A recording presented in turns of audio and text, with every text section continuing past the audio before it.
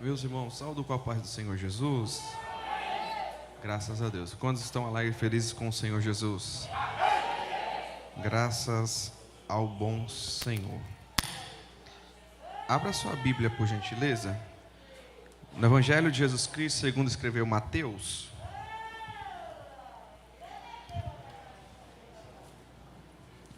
Evangelho de Jesus Cristo, segundo escreveu Mateus. Capítulo de número 21. Mateus, capítulo de número 21. A partir do versículo 33. Mateus, capítulo 21, a partir do versículo de número 33. Glória a Deus. Quem achou, diga amém. Amém. Houve ainda outra parábola. Houve um homem pai de família que plantou uma vinha e circuncidou-a de um valado e construiu nela um lagar e edificou uma torre e arrendou-a a uns lavradores e ausentou-se para longe. E chegando o tempo dos frutos, enviou os seus servos aos lavradores para receber os seus frutos. E os lavradores, apoderando-se dos seus servos, feriram a um, mataram outro e apedrejaram outro. Depois enviou outros servos em maior número do que os primeiros, e eles fizeram-lhe o mesmo. E por último enviou-lhe o seu filho, dizendo: terá o respeito a meu filho. Mas os lavradores, vendo o filho, disseram entre si: este é o herdeiro, vinde, matemo-lo e apoderemo-nos de sua herança. E lançando mão dele, o arrastaram para fora da vinha e o mataram. Quando, pois, vier o senhor da vinha, que fará aqueles lavradores? Dizem eles: dará afrontosa morte aos maus, e arrendará a vinha a outros lavradores, a que seu tempo lhe deem, remeta os frutos. Dizem-lhe, pois: nunca leste nas Escrituras? A pedra que os edificadores rejeitaram, essa foi posta por cabeça do ângulo. Pelo Senhor foi feito isso, e é maravilhoso aos nossos olhos. Portanto, eu vos digo que o reino de Deus vos será tirado, e será dada uma nação que dê os seus frutos. A quem cair sobre esta pedra, despedaciar, e aquele sobre quem ela cair, ficará reduzido a pó. E os príncipes dos sacerdotes e dos fariseus, ouvindo essas palavras, entenderam o que falava dele. E, pretendendo prendê-lo, recearam o povo, porquanto o tinha por profeta. Aqui nós temos a parábola dos maus lavradores, onde ele destaca alguns pontos que eu quero ver aqui com os irmãos nesse culto de ensino. No versículo de número 33, ele destaca alguns pontos aí. Primeiro ele coloca: houve um homem. Número 2, e esse homem era pai de família. E o que esse homem ele fez? Esse pai de família ele fez? Olha o que o texto diz: plantou uma vinha. Depois que ele plantou a vinha, o que ele fez? Circuncidou de um valado. E logo depois construiu nela, ou seja, na vinha, um lagar. E logo após isso, ele edificou uma torre. E por último, ele arrendou-a a uns lavradores e ausentou-se para longe. Então aqui nós temos alguns pontos. Quem é que o pai de família? Deus Pai. Deus Pai aqui é o pai de família. Que ele plantou uma vinha. Quem é a vinha aqui? O reino. Então Deus, o Pai, veio e plantou um reino. E ao plantar esse reino, o que ele fez? Ele circuncidou, ou seja, ele trouxe um diâmetro, um parâmetro para o reino, uma circunferência, ou seja, um espaço, uma dimensão para o reino. Depois disso, ele constrói um lagar, falando justamente do trabalho na vinha. E depois ele edifica uma torre, falando da produtividade dos trabalhadores da vinha. E logo em seguida ele diz, e arrendou, ou seja, alugou essa vinha dentro da sua produtividade, e ele entregou aos lavradores, que ele só deveria cuidar dessa vinha. Então, o objetivo do pai de família era justamente construir algo sólido, e através disso ele pudesse alugar para os lavradores, e esses lavradores pudessem então pagar o arrendamento da vinha.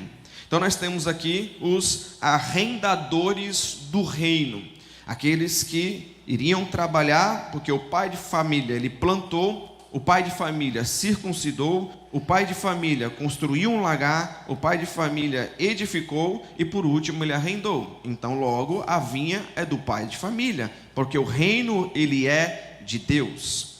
Então o reino sendo de Deus, ele somente arrendou o reino para alguns trabalhadores. E esses trabalhadores teria que todas as vezes que chegasse no final do expediente, no final do mês, ele teria que pagar o aluguel por trabalhar nessa vinha. E a partir daqui, então, eles viveriam do resto, e somente o arrendamento ele daria para o rei.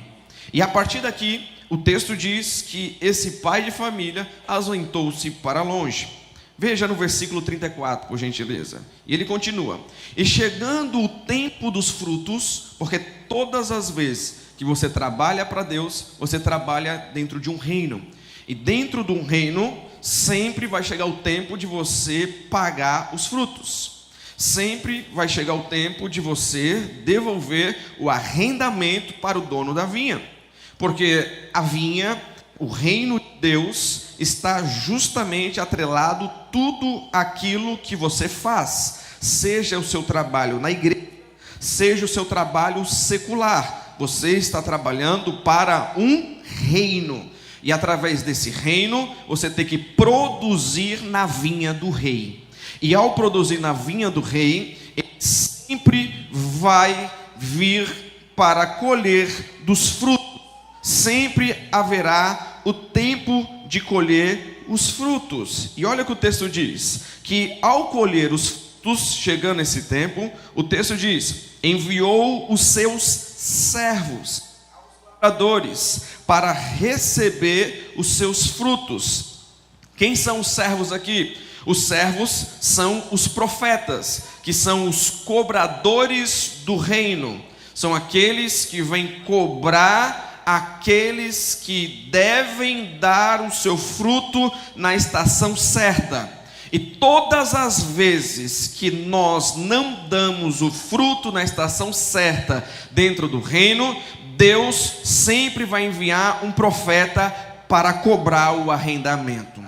E é por isso que nós estamos vendo aqui justamente o texto. E olha o que o texto diz: e chegando o tempo dos frutos, enviou os seus servos aos lavradores para receber os seus frutos.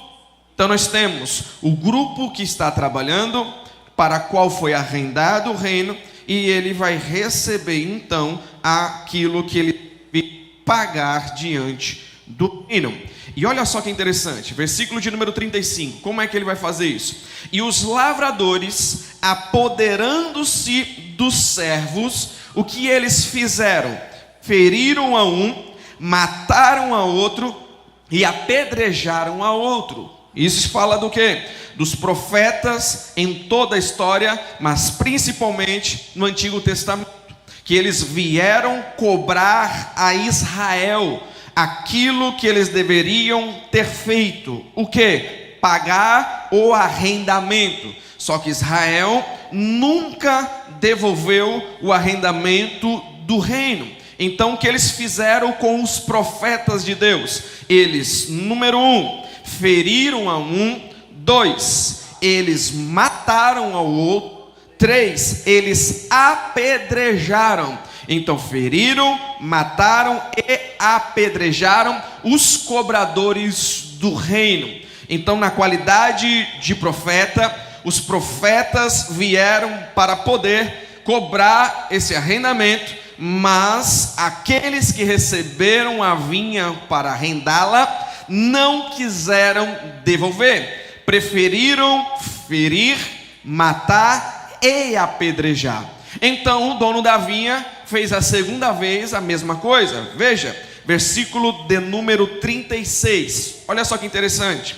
Depois enviou outros servos em maior número dos primeiros, e eles lhe fizeram o mesmo. O mesmo o quê? O mesmo do versículo de número 35. Feriram a um, mataram a outro e apedrejaram o outro. Então aqui, no segundo grupo dos profetas, também eles receberam uma punição por cobrar o arrendamento da vinha do rei. E isso é interessante, porque na qualidade de profeta, nenhum profeta ele vai ser bem recebido na vinha do rei quando ele for cobrar o arrendamento do rei, por causa que aqueles que pensam que são dono da vinha, mas está arrendada, nunca vão querer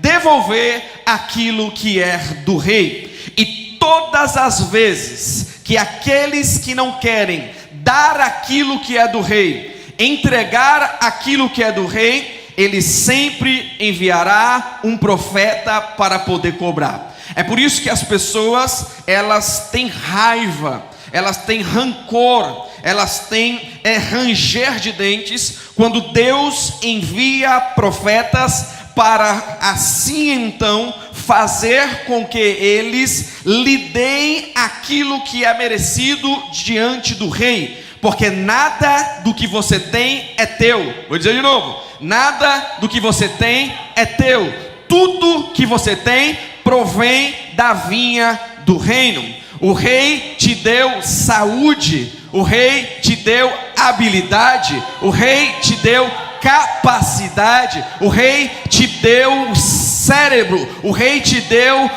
instrução para poder você trabalhar na vinha. E trabalhando na vinha, você somente teria que entregar aquilo que é dele, nada mais e nada menos, porque o dono da vinha, ele é justo para com as nossas vidas.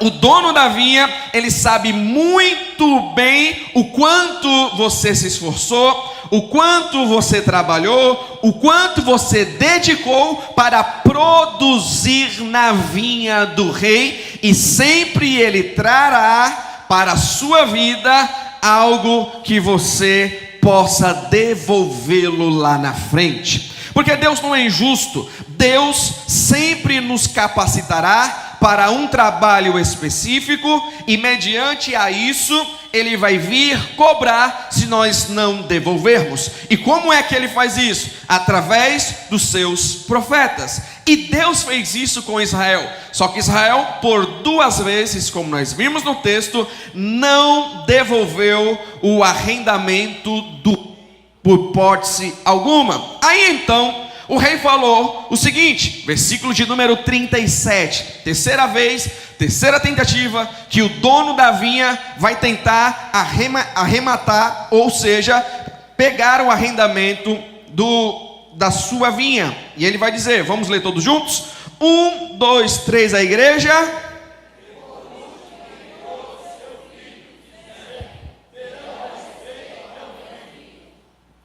E aí o versículo 38 vai dizer: mas, contudo, porém, entretanto, os lavradores, vendo o filho, disseram entre si: este é o herdeiro, vinde, matemo-los e apoderamos da sua herança. Quem é o filho? Jesus. Quando então o Pai enviou todos os profetas, desde Adão até João Batista, para cobrar o imposto do reino, ou seja, o arrendamento do reino, ninguém quis devolver aquilo que o reino tinha dado para eles. Ninguém. Então Jesus Cristo teve que vir para conquistar novamente, e assim então trazer o reino de volta ao centro da vontade do dono. Só que os lavradores da vinha não quiseram devolvê-lo.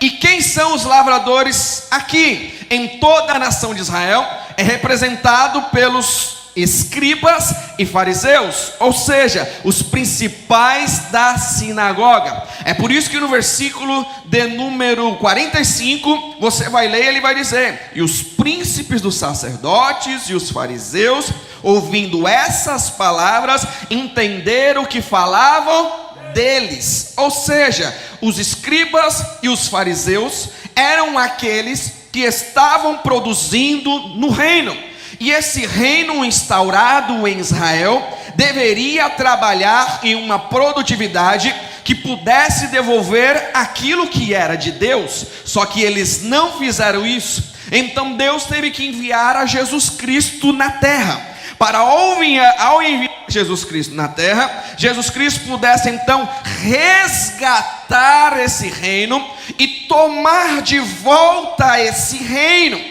É a partir daí então que eles têm a memória, em sua memória, e eles disseram, como o texto está dizendo: este é o herdeiro, vinde, matemo-lo, apoderamos da sua herança. Então, o que eles fizeram com Jesus Cristo? O versículo 39 vai dizer: e lançando mão dele, o arrastaram para fora da vinha e o mataram. Por quê? Foi quando Jesus Cristo entra pela última vez pela porta de Jerusalém, e a partir dali então, na Via Dolorosa, ele sai pela porta de trás de Jerusalém e vai subir então a Via Dolorosa para o Calvário. Então a partir dali eles pegam Jesus, tiram ele de fora da vinha, onde estava instaurado o reino em Jerusalém, e leva Jesus até o Calvário, e mata Jesus fora da porta, e coloca Jesus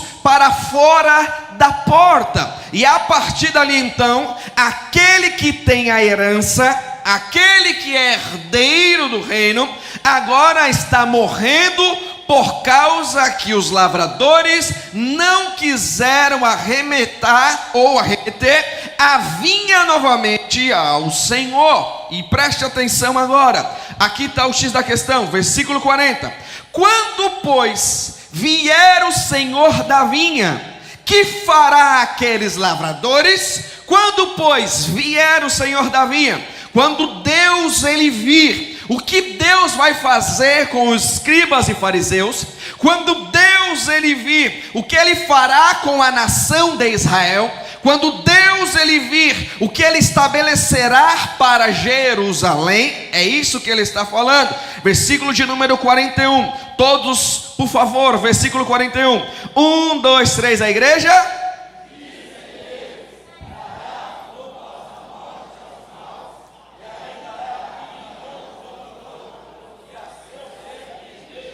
Então ele vai trazer e dará afrontosa morte aos maus. Então, quando o rei ele vier, quando Deus ele vier, quando o Pai ele vier, o texto está dizendo que ele dará afrontosa morte aos maus. Então, ele trará juízo mediante a injustiça que os lavradores fizeram por ter tido aquilo que ele deu, sem ao menos eles plantarem, sem ao menos eles construírem, sem ao menos eles edificarem, sem ao menos eles fazerem nada. Por isso que toda a justiça de Deus, ela está baseada na honestidade. Por isso que a justiça, fazer aquilo que é certo. Por isso que todas as vezes que nós vemos desde Gênesis a Apocalipse, os juízos de Deus sendo estabelecidos na Bíblia,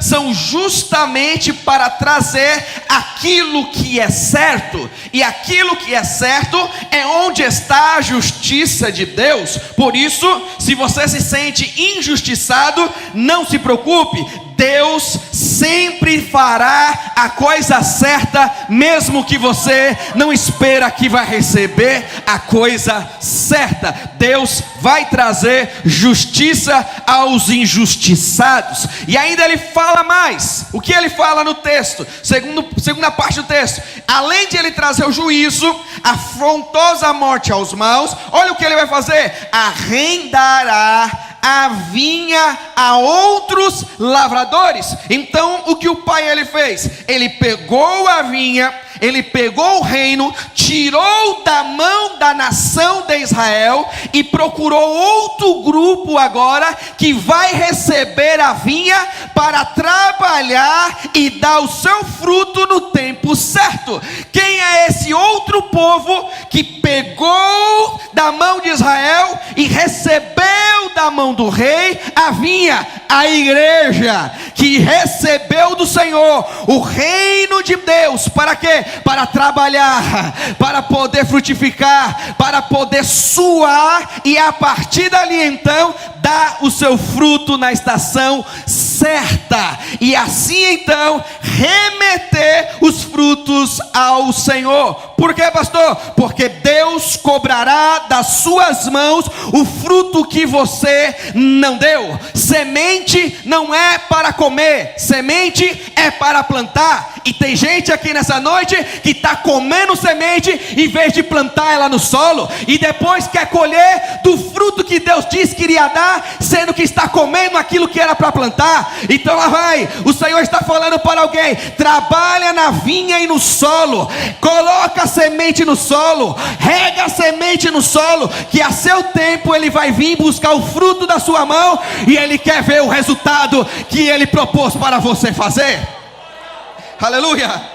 Então a partir daqui a igreja recebe agora, e o poder e a autoridade desse reino está com a igreja. Onde está escrito isso? Vamos lá, 1 Pedro capítulo de número 2. 1 Pedro capítulo de número 2. 1 Pedro capítulo de número 2. Não vou me demorar. 1 Pedro capítulo de número 2, versículo de número 9. 1 Pedro, capítulo de número 2, versículo de número 9. Então aqui nós temos outro povo, outra nação, que vai remeter ao dono da vinha aquilo que é dele por direito. E olha o que o texto diz, 1 Pedro 2, 9. Vamos ler todos juntos? 1, 2, 3, a igreja. Mas vós sois a geração, o sacerdócio, a nação, o povo, para que anuncieis as virtudes daquele que vos chamou das trevas. Versículo 10, olha lá. Vós que no outro tempo não era povo, mas agora sois povo de Deus, que não tinhas alcançado a misericórdia, mas agora alcançaste a misericórdia. Então o que ele fez? Ele pegou aquilo que Israel rejeitou por matar o seu filho herdeiro da vinha, e pega agora o reino e entrega para nós. E agora o poder e a autoridade está com a igreja. Um judeu não pode expulsar demônio, mas a igreja pode expulsar. Um judeu, se não se converter a Cristo, não pode orar para batizar com o Espírito Santo, mas a igreja pode. Um judeu não pode orar pelos enfermos e ele ser curado no nome de Jesus, mas a igreja, ela pode. O poder e a autoridade está com a igreja, na mão da igreja, e temos que exercer o poder e a autoridade desse reino.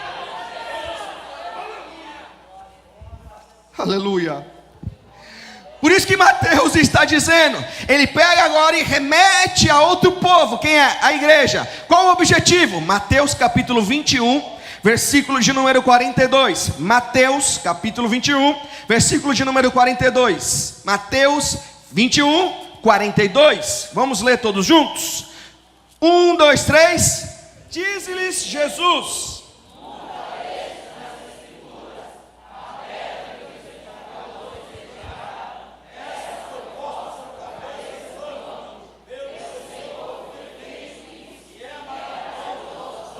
presta atenção. Quem eram os edificadores? Escriba e fariseu. Então o escriba e fariseu, ele tinha que vir e edificar esse reino. Ele tinha que pegar essa pedra e trazer uma edificação. E por que eles não fizeram isso? Porque eles mataram o herdeiro da vinha. Então a partir daqui, em vez de eles construírem, em vez deles edificarem, o que eles fizeram? Eles rejeitaram. E por eles rejeitarem, então, alguém tinha que aceitar a missão de edificar o negócio.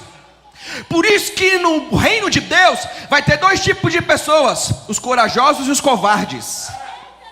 Os corajosos, eles vão edificar sem medo, com coragem, com ousadia, com intrepidez. Não importa o que aconteça, não importa as intempéries, não importa a dificuldade, não importa a barreira, não importa o impedimento. O importante, ele sabe que ele foi chamado para edificar. Agora, o que vai vir no caminho não me interessa. O que interessa é que nós vamos vencer em nome do Senhor Jesus Cristo.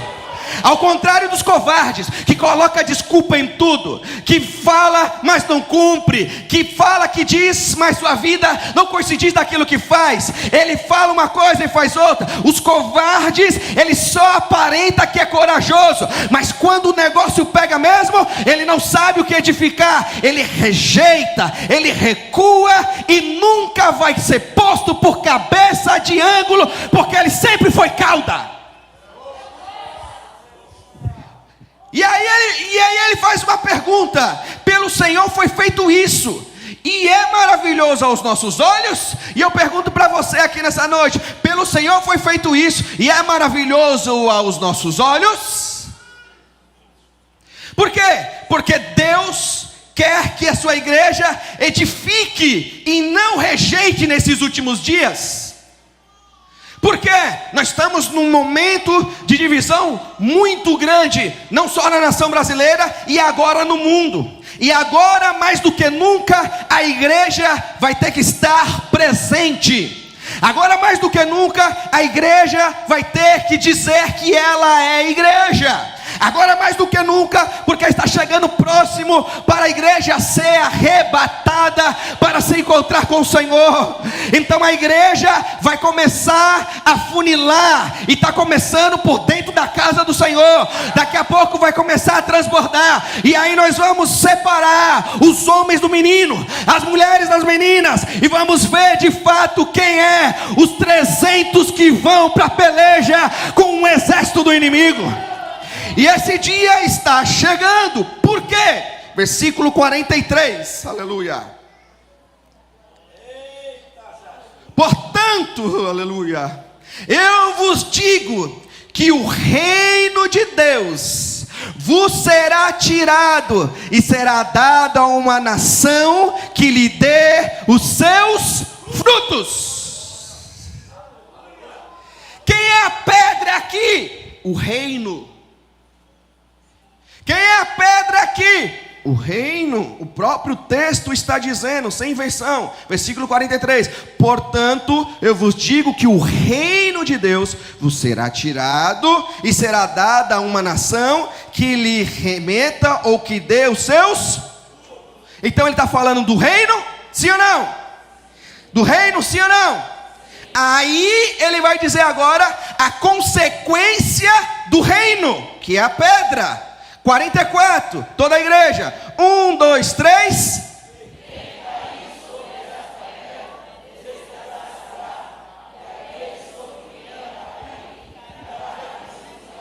Veja que é imperativo, não é condicional, não é se, mas é imperativo, é algo concretizado, não é algo de florzinha de Jesus, não, é algo de alguém que está convicto daquilo que foi estabelecido, e está convicto daquilo que recebeu também. Então ele não diz se, não é condicional, algo tem que acontecer para acontecer outra coisa, não, é imperativo,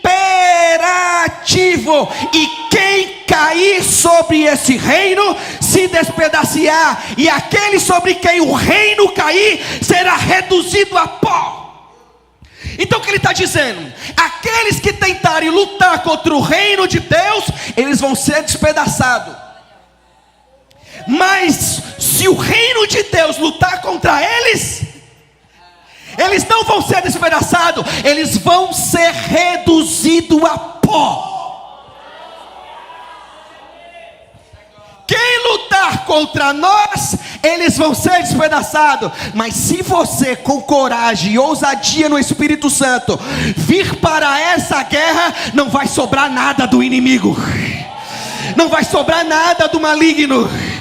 E o Espírito Santo está autorizando a falar para você aqui nessa noite: receba autoridade e ousadia no seu espírito para avançar. Não é o diabo que avança, não é o diabo que progride, não é o diabo que vai para frente, é a igreja que luta, é a igreja que avança, é a igreja que peleja, é a igreja que batalha.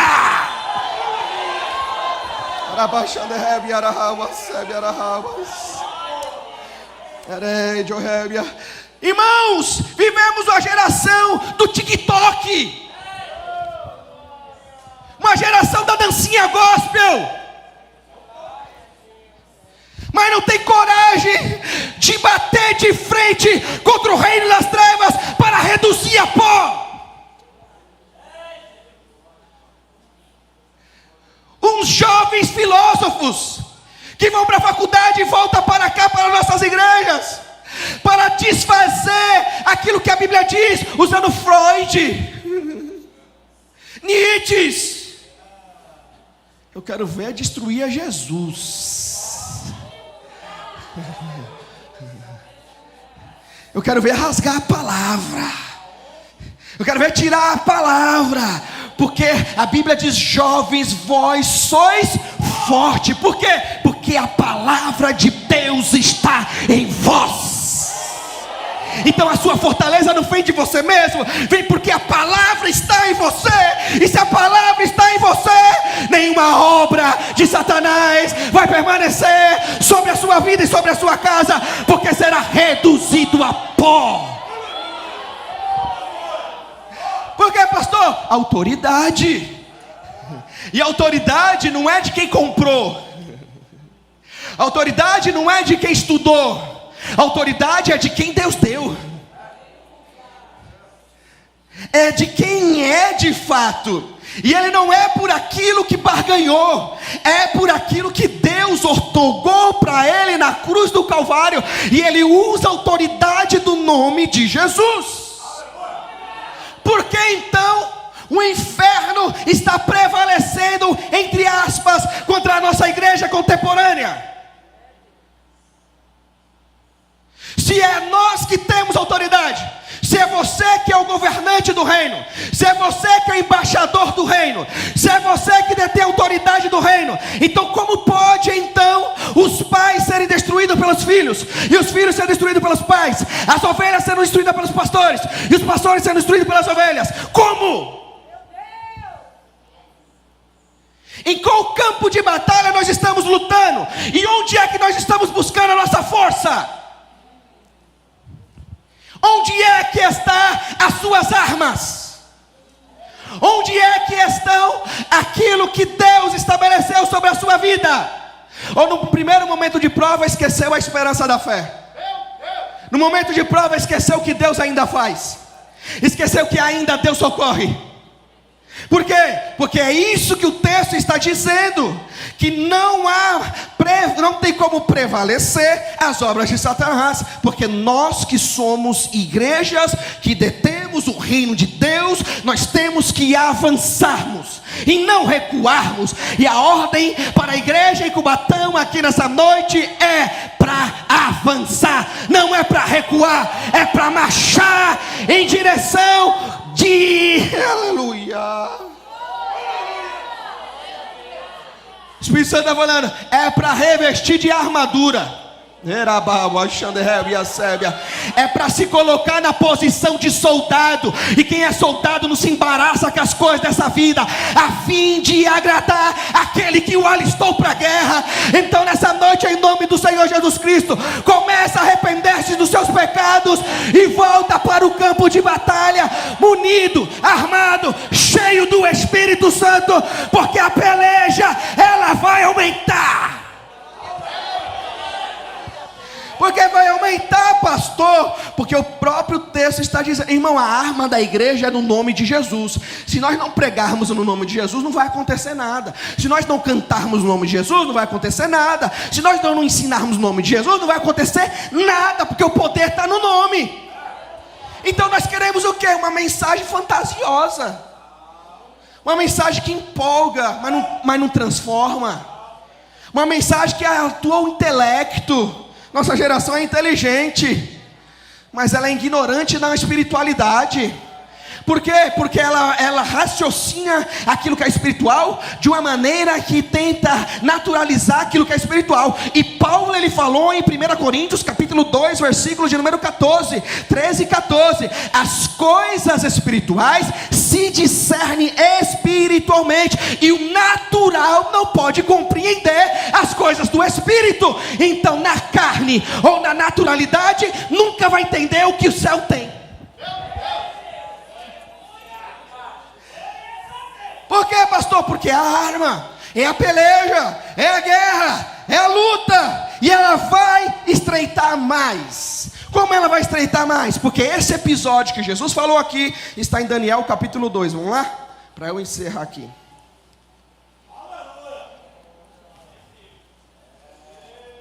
Aleluia.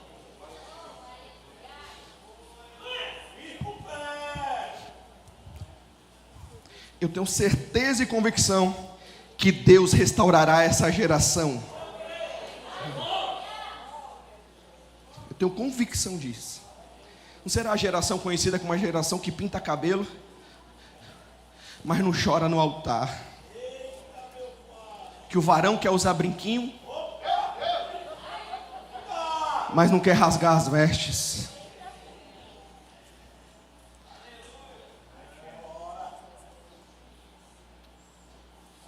Daniel capítulo 2. Aleluia.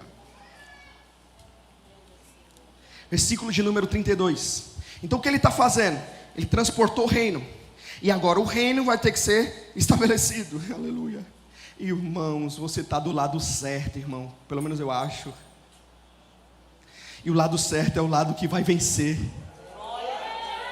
O lado certo nunca perdeu uma peleja, nunca perdeu uma batalha. Oh, glória.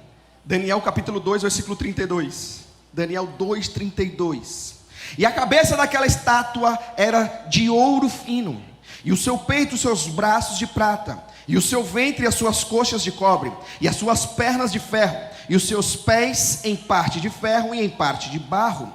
E estava vendo isso, quando uma pedra, olha a pedra, foi cortada sem mão, a qual feriu a estátua nos pés de ferro e de barro, e esmiuçou. Então foi juntamente esmiuçado o ferro, o barro, o cobre, a prata e o ouro, os quais se fizeram como a pragana das eiras no estio, e o vento os levou, e não se achou lugar algum para eles. Mas a pedra que feriu a estátua se fez um grande monte e encheu toda a terra. Cabeça de ouro, estátua do Nabucodonosor, reino babilônico, a era grande da advocacia, do direito, da inteligência, do culto à inteligência. Então foi um ano muito estabelecido. Por isso que a cabeça ela é de ouro, representando algo valioso. E durou 66 anos o reinado de Nabucodonosor, do ano 605 ao ano 539. Depois o texto diz: e o seu peito e os seus braços eram de prata, representando os dois reinos unificados, de Dário e Ciro, representando então, porque os persas e os medos, os persas eram bom flecheiro, então seus ombros eram largos, de maneira que eles conseguiam alcançar o inimigo de longe, e os medos eram braços troncudos, e assim eles conseguiam para o combate. Foi assim que eles venceram Nabucodonosor, com estratégia de guerra e peleja no meio da guerra. Então Dário e Ciro, o reino unificado, ou Ciro e Dário, foi do ano 539 ao ano 533 antes de Cristo, 209 anos de reinado. Preste atenção. Depois, o ventre e as coxas de cobre, representando o governo de Alexandre o Grande, do ano de 330 ao ano 146, que durou 184 anos. Observe, porque o ventre, por causa do culto ao corpo helenístico, ou seja, da Grécia Antiga. Daí então que surgiram as academias, surgiram os Jogos Olímpicos, surgiram então as modalidades na Grécia Antiga, e foi preparando Jesus Cristo para vir ao mundo. É assim então foi estabelecendo o mundo antigo. Depois, veja aí número 4, a Bíblia diz, versículo 33, e as pernas de ferro, e os seus pés em parte de barro e em parte de ferro. Por que parte em ferro, em parte em barro? Falando do reino de Roma, tá certo?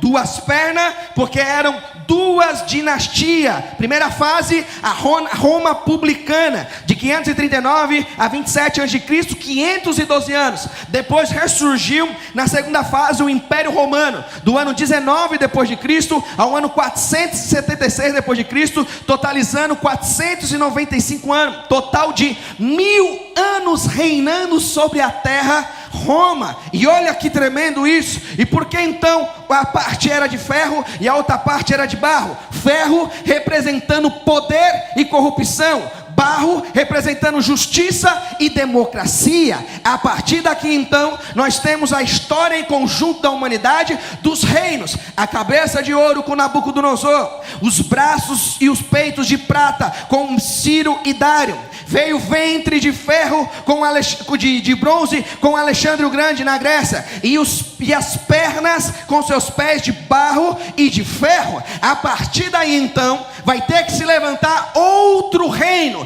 E que reino é esse que vai ter que se levantar? A Bíblia diz no versículo de número 38 e 39, e onde quer que habite os filhos dos homens, animais do campo, aves do céu, eles te entregarão na tua mão, e fez que dominasse sobre todos eles. Tu és a cabeça de ouro. Depois de ti levantará outro reino inferior ao teu, e um terceiro reino, de tal maneira o qual o domínio será sobre toda a terra. O quarto reino, grife aí, o quarto reino será forte como ferro, pois como ferro esmiuça e quebra tudo, como ferro quebra todas as coisas, ele esmiuçará e quebrantará todas as coisas. E quanto ao que viste dos pés e dos artelhos em barro do oleiro e em parte de ferro, isso será um reino dividido. Contudo, haverá nele alguma coisa de firmeza do ferro, pois que viste o ferro misturado com barro de lodo,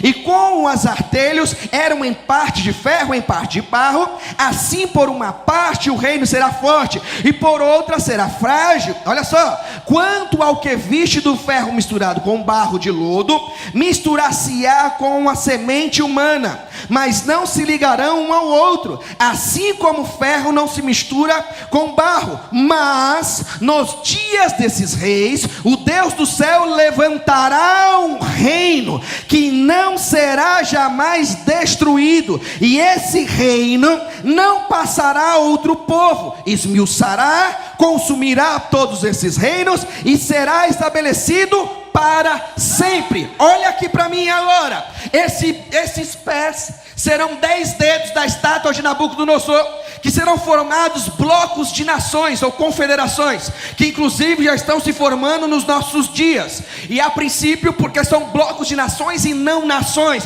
por causa que os pés estão ligados em um só, com muitos membros. Por isso que nós estamos vendo hoje uma preparação nação, ainda não é. Gog e Magog, não deixa se enganar, ainda não é. Gog e Magog não tem nada a ver ainda, por mais que a Rússia seja a parte da região onde era Gog e Magog e outras nações que a Bíblia diz que virá com a Rússia e também com o exército do anticristo. Preste atenção, assim tem que se levantar blocos de nações.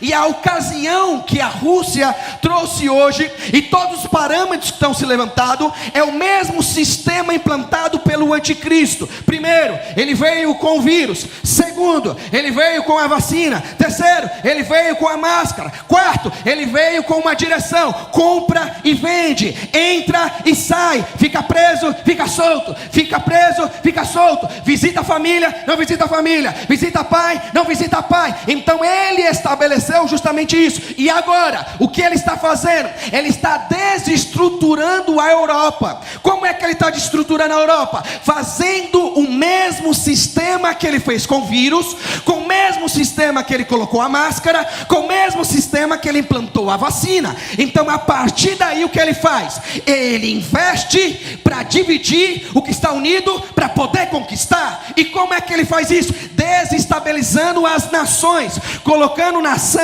contra nação. A partir daí então vai ser instaurado os seus interesses. E qual é os seus interesses? Que a Rússia ela caia. Por que a Rússia caia? Por causa que a Rússia ela detém toda a economia do gás da Europa. Por isso, por causa da guerra. Não é porque a Rússia ela é mal, por mais que ela agiu errado para a guerra, porque não há interesse por detrás disso. Por isso o presidente dos Estados Unidos da América forçou a Ucrânia a entrar em OTAN, para assim então o tratado de 4 de abril de 1949, para a partir dali então ser restaurado, estruturado desde a Segunda Guerra Mundial. Então qual era o objetivo da OTAN? Era justamente proteger a União Europeia, como os Estados Unidos, da antiga União Soviética. E a partir daí, a antiga União Soviética ela se desfez em outros países, que um deles é a Ucrânia. Então o que eles estão fazendo? Eles estão tentando desestabilizar a Rússia, porque a Rússia detém um dos maiores poderes de dólar do mundo, e o Biden fez com que os Estados Unidos quebrasse. Então ele precisa restaurar o dinheiro que está preso na Rússia, só que ele não pode ir lá e pedir, porque o presidente da Rússia não bate com ele, justamente por conta disso, de lá de trás. A partir daqui então, o que entra? Entra aqui o espírito do anticristo. Para quê? Massacrar a Rússia agora e tentar fazer ela ceder. Por que não fizeram isso com a China? Porque justamente que eles querem implantar a China como o próximo império mundial. Só que aí então vai entrar a mão de Deus com a entrada do anticristo em cena. Por isso que nós estamos numa preparação para aquilo que vai acontecer, destabilizando então a Europa. A Europa já está falindo há muito tempo, ela vai quebrar, e quando ela quebrar então, o gás que a Rússia tem e faz com que toda a Europa seja abastecida, vai ser neutralizado e vai ficar na mão de alguém. Com isso então, os Estados Unidos assumem o poder novamente como a maior potência mundial, porque os dólares que estão presos com a Rússia, e inclusive foi preso na Rússia, os dólares estão lá porque eles se prepararam para esse dia. A Rússia está preparado para essa guerra de Gog e Magog desde a Segunda Guerra Mundial há muito tempo, e tem crente que não sabe nem a peleja que está lutando. Oh glória! Então quando isso for estabelecido, e vai desestabilizar, vai desestruturar, é aí então que vai ter que surgir a pessoa para resolver tudo isso, trazendo um tratado de paz, economia mundial e equilíbrio às nações. E eu falo para vocês quem é: se chama anticristo. Mas antes que isso aconteça, a igreja vai se encontrar com o Senhor dentro da Nova Jerusalém Celestial. Está muito, muito, muito próximo. Por isso, aquele que é santo se santifique mais ainda, aquele que é sujo se suje mais ainda, porque tem um povo preparado que recebeu o reino, que vai prestar conta para o seu Senhor.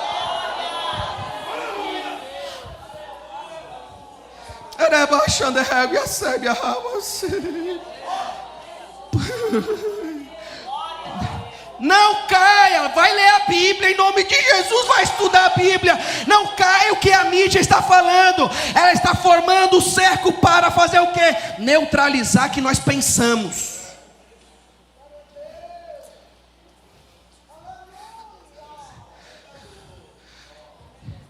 E um crente falou para mim, Dreyfus, falou para mim, que a culpa da guerra de Ucrânia e a Rússia era o Bolsonaro.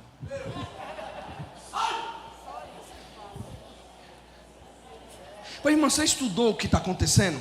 Isso nem é uma profecia bíblica, irmão. Isso não tem nada a ver com a gente. Tem nada a ver com o Brasil. Não querendo colocar a gente na guerra.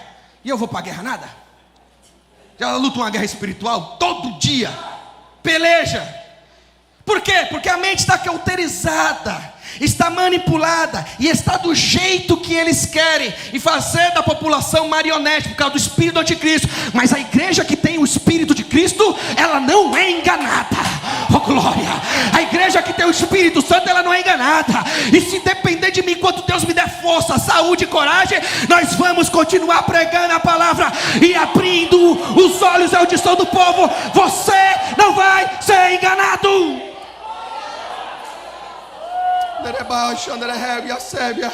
Nós temos o Espírito Santo, a maior pessoa do mundo, a pessoa mais inteligente do mundo. É por isso que agora a luta é contra os bancos russos, para quebrar, porque ele detém o dólar. E se os Estados Unidos conseguir quebrar, ele consegue fazer o pacto que ele quer e trazer de volta para ele. Por isso, dos 2 dedos principais da estátua de Nabucodonosor: China, Estados Unidos direita, e China esquerda, comunismo esquerda. E do lado esquerdo é bode, do lado direito é ovelha. Fica a dica.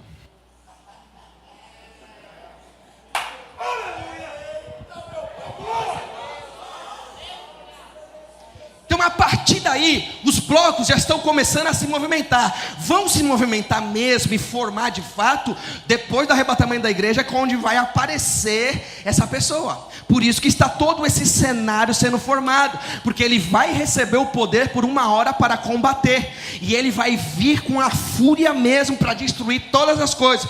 E aí ele vai assumir o reino e vai achar que ele é Deus. Tá certo? E quando ele fizer isso, versículo 44, mas nos dias desse rei, o Deus do céu levantará um reino que não será jamais destruído.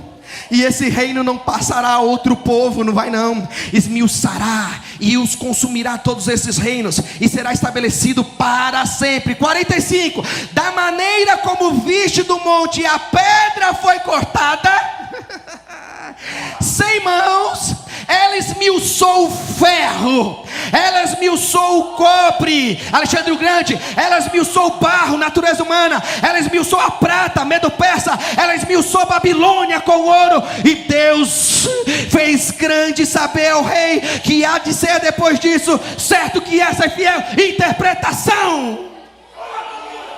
Deixa eu falar algo para você, eu encerro aqui. O reino que nós servimos é um reino inabalável. Nada e ninguém pode desestruturar o reino de Deus. Nada e ninguém pode vencer o reino de Deus.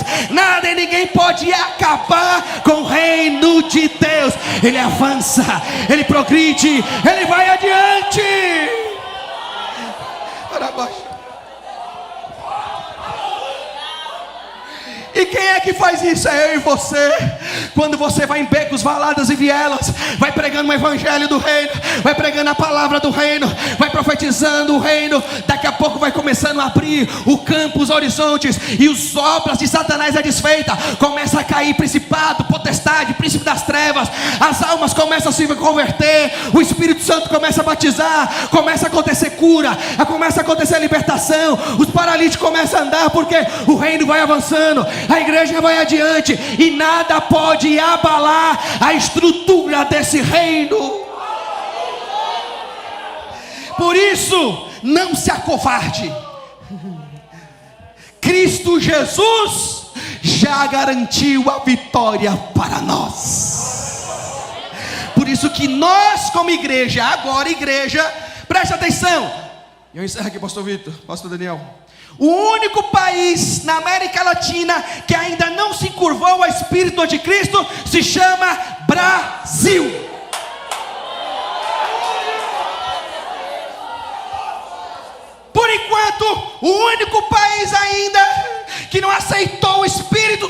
Cristo, que ainda tem liberdade de pregar a palavra, que ainda tem a liberdade de ter o templo físico, CNPJ, aberto, que ainda tem liberdade nas redes sociais, que ainda, estou falando ainda, porque isso vai acabar, é o Brasil.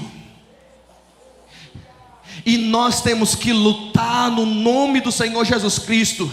Por quê? Porque se nós, como a única nação, para não dizer no mundo, que ainda a igreja está viva e eficaz, a única que ainda evangeliza, celeiro de missionários, investidores do reino, ainda que arremete o fruto e dá o seu fruto na estação própria, é a igreja brasileira. E nós não podemos jogar ela de ralo abaixo. Se Jesus não voltar daqui a 10 anos, os jovens que estão aqui, maior de 18 anos, vai ter 28 anos. E qual o futuro que você quer para a sua nação? Qual o futuro que você quer para a sua esposa? Qual o futuro que você quer para o seu país? Qual o futuro que você quer para os seus filhos? E vocês pais atuais, qual o futuro que vocês querem deixar? A herança e o legado para os seus filhos. Então a hora de nós lutarmos no mundo espiritual é agora. O reino está inabalado, é agora. A estrutura do reino é agora, não é amanhã. Por isso, se prepara a igreja no Brasil. Irmãos, se eles querem fazer carnaval gospel, é problema deles. Se eles querem se fantasiar na igreja deles, problema é deles. Se eles querem ser o Power Ranger, que seja, problema é deles. Nós vamos continuar guardando a palavra. Nós vamos continuar pregando o evangelho da verdade. E vamos continuar dizendo: arrependei-vos, porque está próximo o reino dos céus. Jesus está voltando.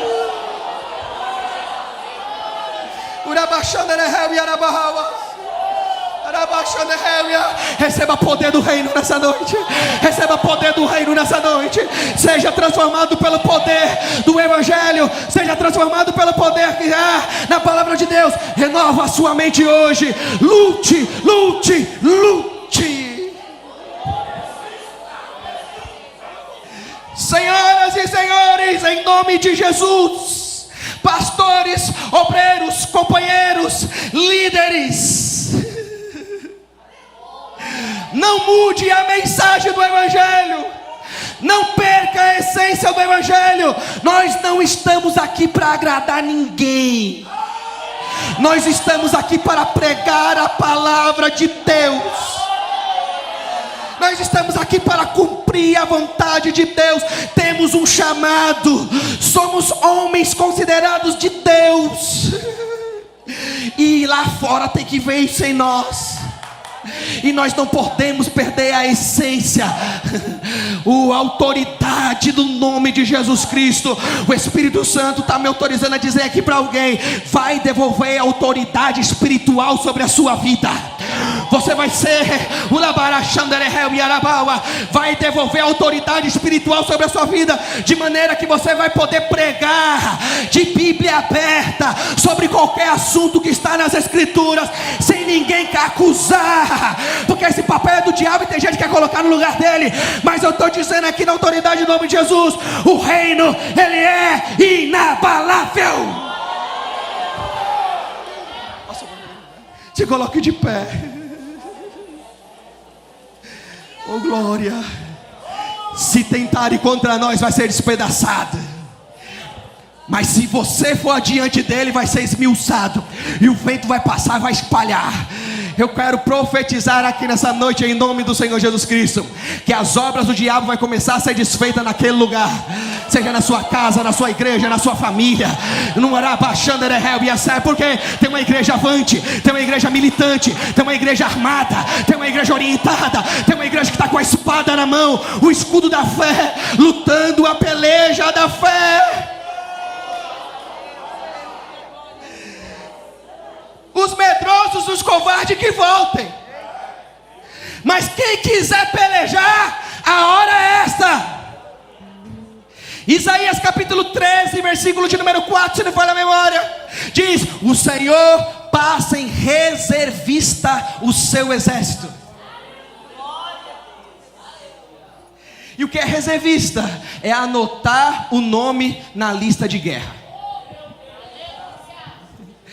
E se você mesmo quer lutar essa peleja com o Senhor, fale para Ele aí agora, em nome de Jesus.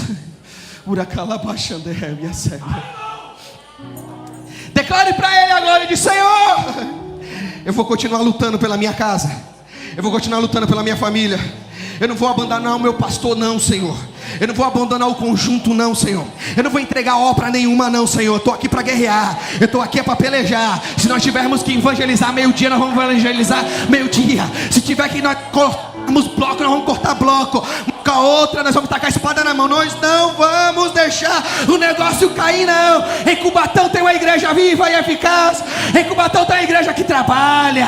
O reino está em movimento. A igreja não parou e não vai parar.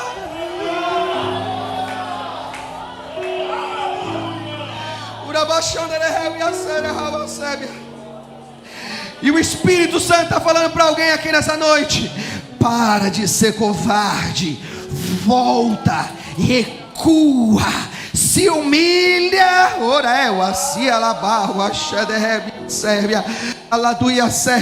Vai pedir perdão e volta rápido.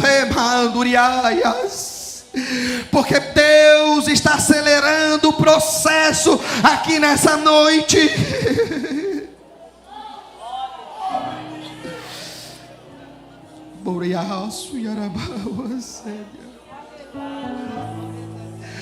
Senhor, em nome de Jesus, revista-o, Senhor. Enche eles o teu espírito, Senhor Jesus. Fortaleça eles na fortaleza do Senhor, ó Pai, na estrutura da fé, Senhor, que nada e ninguém possa desestruturá-los. Senhor Deus, por mais que pareça que esteja difícil, Senhor, fortaleça ele, Senhor. Há um reino avançando, ó Pai, há um povo avançando, ó Pai, e nós não vamos deixar nenhum soldado para trás, Senhor. Nós queremos todos os soldados unidos, nós queremos marchar em linha, em guerra, para frente, não para trás. Nós não fomos chamados para correr da peleja, correr da batalha, não, Senhor. Nós fomos chamados para enfrentar, e nós vamos vencer no nome de Jesus. Eles podem vir com pau, eles podem vir, Senhor, com a espada, mas nós vamos no nome do Senhor Jesus Cristo. E nenhum gigante vai ficar de pé, ó Deus, para essa igreja em Cubatão. Senhor, eu oro e te agradeço, em nome de Jesus. Quem crê, diga.